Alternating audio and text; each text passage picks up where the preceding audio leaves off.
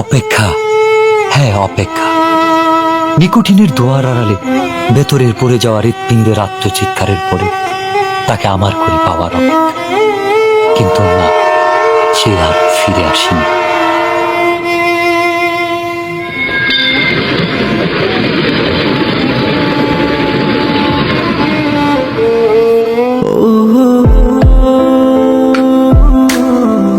তবে এসেছিল এই পাহাড়ের পাদদেশে আজ থেকে অনেক বছর আগে, সন্তের জেগেরা সীমান্তবর্তী জেলা শেরপুরের প্রত্যন্ত একটি গ্রাম।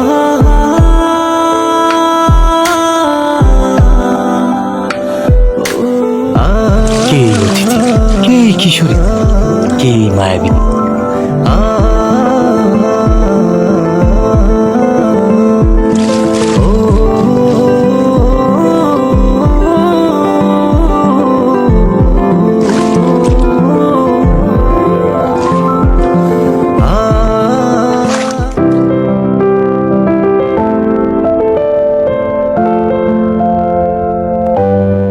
তার বিরহের অনলে পড়ে স্বপ্নের মতোই বদলে গেল এক যুবকের জীবনের গল্প। হ্যাঁ, স্বপ্নের মতোই বদলে গেল।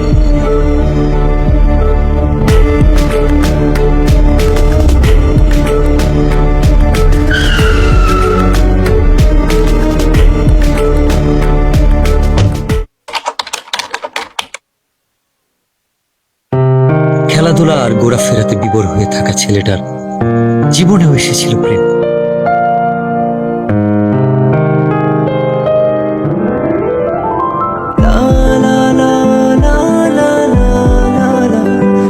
চোখের ভাষায় কেউ যেন বলছে, আমি এসেছি তোমার, আমাকে তোমার হবে না।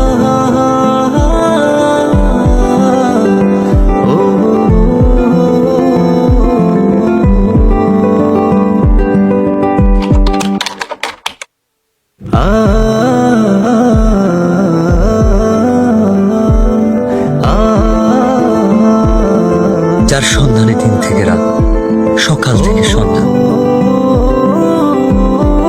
কেবল এক পলক দেখার ইচ্ছা। সে এক লজ্জা।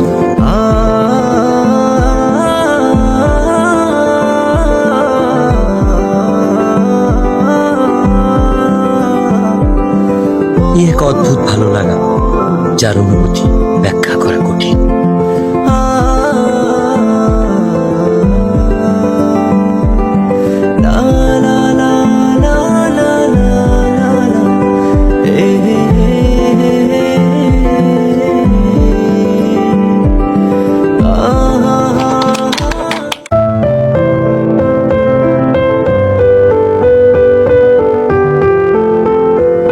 বারবার ফিরে আসি অদ্ভুত একটা টান।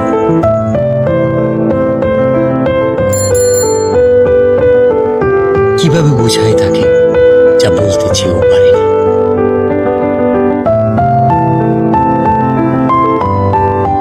আপু, ওই ছেলেটা কে? ও ও তো আমাদের এলাকার বিল্লাল ভাই। উনি কি প্রতিদিনই এদিকে আসে? না, ভাইয়া তো এদিকে আসে না। ও আচ্ছা।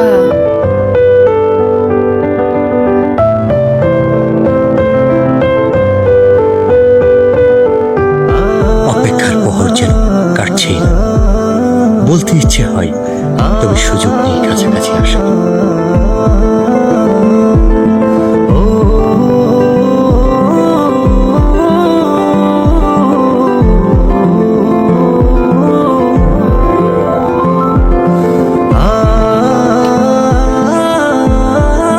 না বলা সব কথা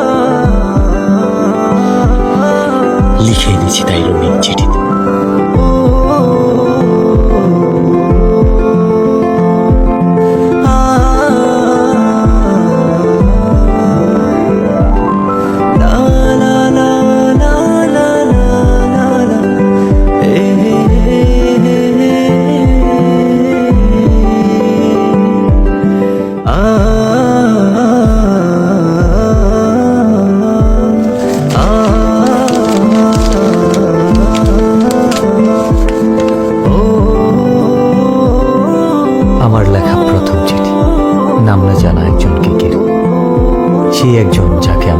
লিখে রাখতে চাই মনের দরজা,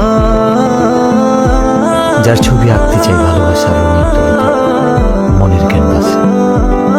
তুমি সেই রমণী যে আমার ঘুম কেড়ে নিয়েছ, রোদ খরার দেশে চাতক পাখি যেমন মেঘের জলের অপেক্ষা। দিনের পর দিন তোমার জন্য আমার অপেক্ষা ফুরাবে না। আমাকে ভালোবাসা যাবে উত্তরের অপেক্ষা।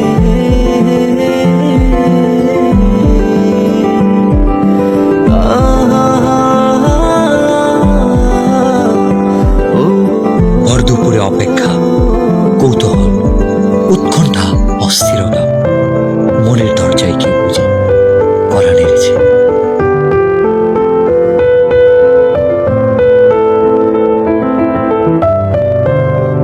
আমাকে ডাকছো কেন? একটা দরকার ছিল। কি দরকার? এই চিঠিটা ওর কাছে দিতে পারবা? ওটাকে? ওই যে ছেলেটা আসে। ও আচ্ছা, বিল্লাল ভাই। আচ্ছা দাও। বিল্লাল ভাইয়ের কাছে তো পৌঁছে দিতে পারবো না, কিন্তু ভাইয়ের সাথে যে ছেলেটা থাকে নুসান, ওর কাছে পৌঁছে দিতে পারবো। আচ্ছা, যেভাবেই হোক চিঠিটা পৌঁছে দিও। আচ্ছা। আচ্ছা, ঠিক আছে। ভাই, ইদানিং খেলতে যাও না, ব্যাপারটা কি? আমার খেলতে ভালো লাগে না। তোমার খেলতে ভালো লাগে না? ভালো লাগে না। বুঝছি, কি বুঝছস? কিছু একটা চলে।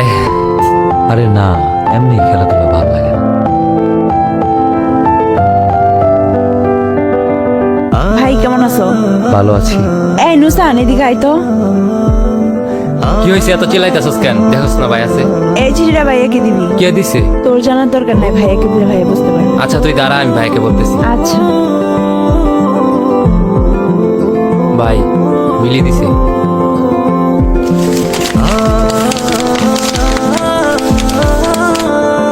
আমিও প্রথমবারের মতো চিঠি লিখলাম, যার ভাবনায় শুধু আমিই থাকি, যে আমার জন্য পাখির মতো ছটফট করে, যার কল্পনা এবং বাস্তবে মনের দরজায় আমিই করা নারী।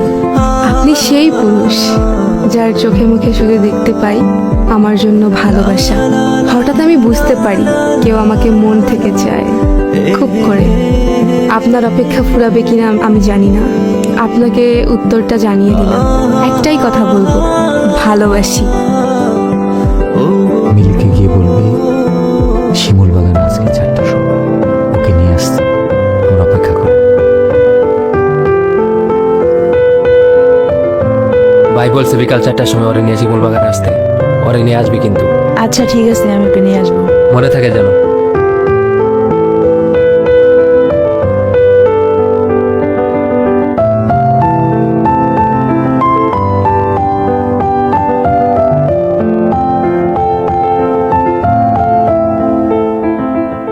আচ্ছা তুই থাক। আমাকে ডেকেছো কেন? তোমাকে দেখার জন্য। অনেকক্ষণ ধরেই তো দেখছো, আর কতক্ষণ? দেখতে কি প্রবলেম? শুধু কি দেখবা নাকি আর কিছু বলবা? I love you.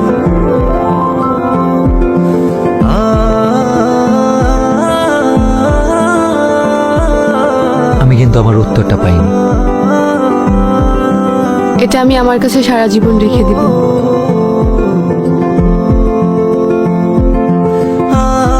প্রেম বুঝি এতটাই রঙিন লাগে?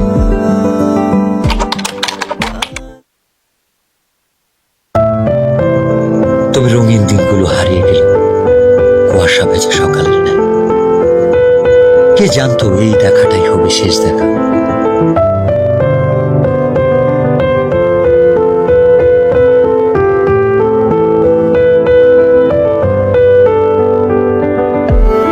অনেক দিন তো হয়ে গেল, মনে হয়তো চলে যাব। হ্যাঁ, চলে তো যেতেই হবে। আর কি ফিরে আসা যাবে না? এসে কি হবে? আমার জন্য আসবা, পারবা না? আসা যায়, কথা দেওয়া যায়। আর ছুঁয়ে কি কথা দিতে হবে? ছুঁয়ে দেখার ইচ্ছাটা পূরণ হবে, সেটা বিয়ের পর। আমি অপেক্ষায় থাকবো। হঠাৎ কালবৈশাখী ঝড় এসে এলোমেলো করে দিল সবকিছু। এমনটা না হলেও পারত।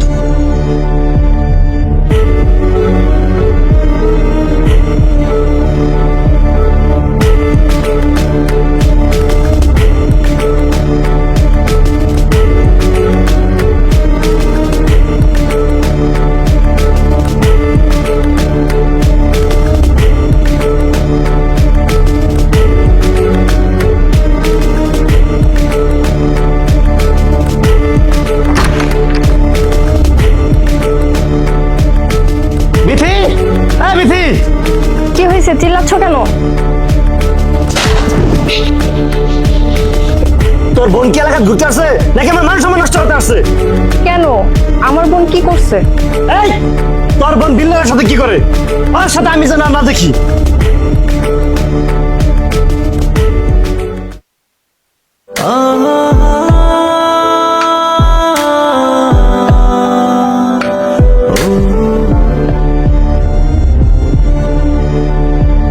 আচ্ছা তাহলে তুমি থাকো, আমি যাই। প্লিজ চলো না, আমার অনেক ভয় লাগতেছে। আমারও অনেক ভয় লাগতেছে। চলো না।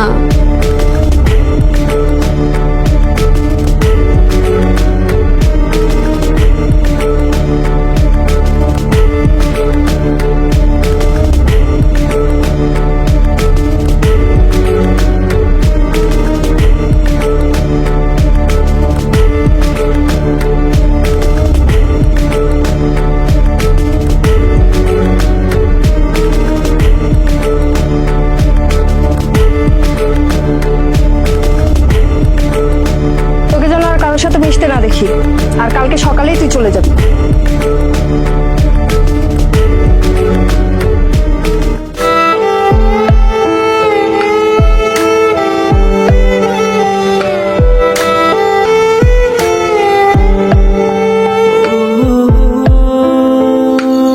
অতিথি পাখিটা কষ্ট নিয়ে নিরে ফিরবে, এটা বুঝি তার রেখে যাওয়া শেষ স্মৃতি।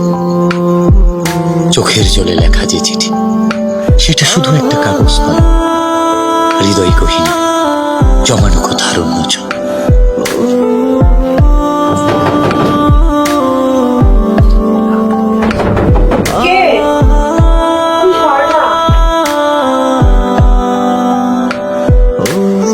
এত রাতে তুমি এখানে? মিলি, আমি বুঝতে পারিনি আমার জন্য তোমাকে এত কথা শুনতে হবে। আমাকে মাফ করে দিও, আমি কালকে চলে যাচ্ছি। আর পারলে তোমার ভাইয়াকে এই চিঠিটা আর আমার এই শেষ স্মৃতি দুইটা পারলে তোমার ভাইয়াকে দিয়ে দিও।